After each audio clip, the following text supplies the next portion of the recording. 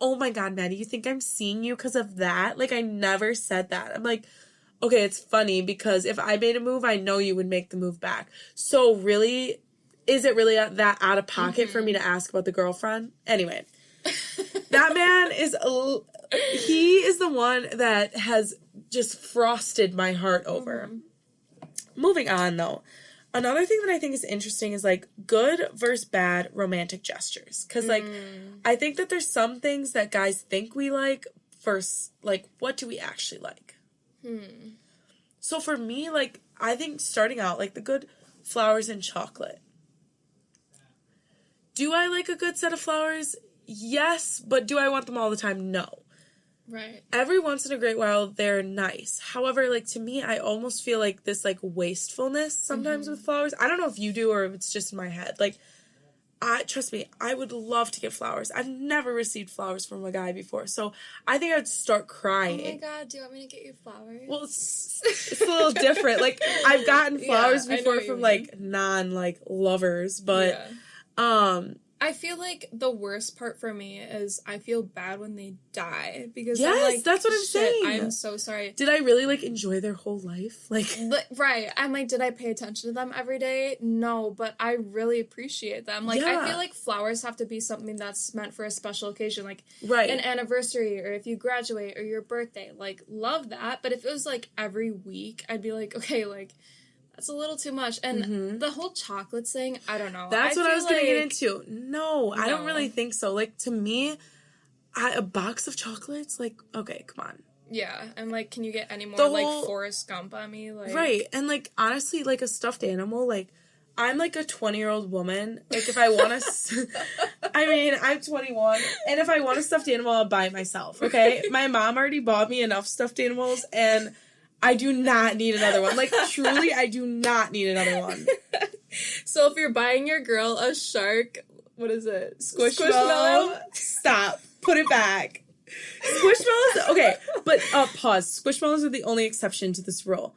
They are a different category of stuffed animals that are totally acceptable at any age with any quantity. Okay, fair enough. So out of pocket. Yeah.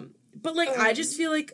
Also, like, clothes for me, it would be kind of, like, I don't know if I would want, like, a guy to buy me clothes versus just, like, a gift card. Right. Unless it's, like, a long-term relationship where you know what you want, like, what your partner wants, and they specifically ask for that item, like, sure, go for it. But if you're just, like, throwing, like, a wild card out there and you're getting something that you want to see them in, obviously... I just know so many people who get it wrong. That's embarrassing. And then, like, what if your, like, partner, like, is, like, you know, I'm like, oh my God, like, I don't want to be, like, a size large because, like, I like my clothes big. And then it just gets, like, awkward and you have to return it and it's just a whole process. Like, they get your size wrong. Right. You're like, either you think I'm too large or you think I'm, like, small. Like, it just gets a little uncomfy. Not only gifts, but we talk about this a whole lot. Like, our love languages. I feel like, paying attention to that with your partner is so much more of a romantic gesture than, like, trying to get, like, a random gift to, like, please them. For me, like, we literally were just talking about this. Like, as it goes for, like, Christmas gifts or, like, gifts in general, I'd much rather be, like, so I planned this day for us, so I planned this trip for us. Like, I am way more about an experience and, like, spending money on that and memories than for you getting me, like, a purse. Right. Okay, what is that going to do? Sit in my closet? Or I'm going to wear it out? Like...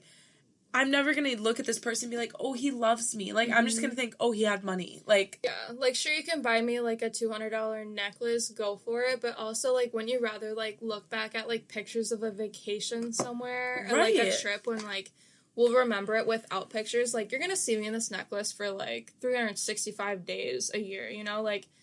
And then... Which is nice, for what? But for what? I can't use it. It just sits there. Right. So, I totally agree. Advice on how to not get played, because we both have. Ooh, yeah, multiple times, in fact. Yes.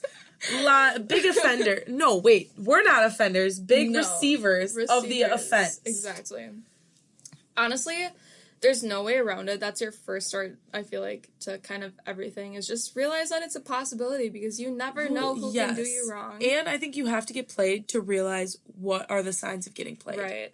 My red flags started out as orange, and then they became a little pink, and now I know a red flag when I see one. Yes. Oh, yeah. But I feel like, again, like, yeah, like you said, it takes experience, and then it takes, like, eventually, after all of, like, the players that you go through, girls, guys, whatever, eventually you realize, like, what you deserve and what you don't deserve. Like, after car hitting me, that whole event, whatever. You realize that's not normal. Exactly. I said, maybe I shouldn't be in love with him after he hit me with the car. Like, things just start to become more apparent, and now, like, realizing everything and going through all the guys that, like, have done me wrong, I'm like, holy shit, who would have thought? Like, I can be taken on a date and not get Venmo'd for it after. Like... Right, exactly. Like, for me, I think what you said about the red flags is so true. Like, one, you have to, it's sad, but you have to get played to realize, like, what it's like to be played. But also, second to that, I think you also need to learn what you will and will not accept in a relationship. And, like, what red flags are, like, okay in a way. Like, there's red flags that can be, like, worked on and, like, bettered, and, like, it might just be, like, past experience or insecurity. But there's red flags that you're like, nope, that's a deal breaker for me, and, like, I can't move forward with that. So, like, honestly, talking to more people and, like, experiencing, like, being played will help with that. And I will also say, like, if you are always a secret, that shit will never change, and that shit will not be okay, and, like, move on. A little education for you. I think it's, like, social exchange theory, relationship exchange theory, or something along the lines of that. But you have to kind of realize, are the costs worth the benefits? Right. Exactly, and vice versa. So, like, you kind of have to realize what you're putting in, what you're getting out, and that will also help a lot, because you don't want to be the person that gives 100% to only receive a little, which happens a lot to people, and they think it's just like, oh yeah, this person deserves it, when in reality, that person's just looking for how much they can get out of you and drain you. Yeah, I totally agree. My last question for this segment is, what do you do after you stop talking to someone? Because I've gotten asked this by, like, personal friends a lot, but I think it's different for everyone, so I'm excited to hear your opinion. A lot of the times I do my best to, like, not talk to that person. Usually it's because, like, I want to be respectful of that person. If I'm the one that, like, initiates the conversation, it's because it's something that, like, relates to me. Like, if I see their Snap story and it's really funny, like, I'll step and be like, ha ha ha, whatever. But if they're hitting me up, like, 24/7 and, like, that boat has sailed away, far away, then I'll just leave them on red or delete them. Like, I don't want to give someone the time of day and, like, either lead them on or make them think that I'm, like, opening to talking again if I really don't want that. Yeah, so I guess when I thought of this question, I thought of it, like, more in, like, you both decided to stop talking to each other, but, like, I would never talk to them again. Yeah. Probably. So I think for me, like, after I stop talking to someone, I, like, personally have to block them on everything, which I know, like, sounds extreme, okay? And I get that. But for me, like, I get very overthinking, like, want to check things that I know are crazy. And so to stop myself from being insane, I need to block you.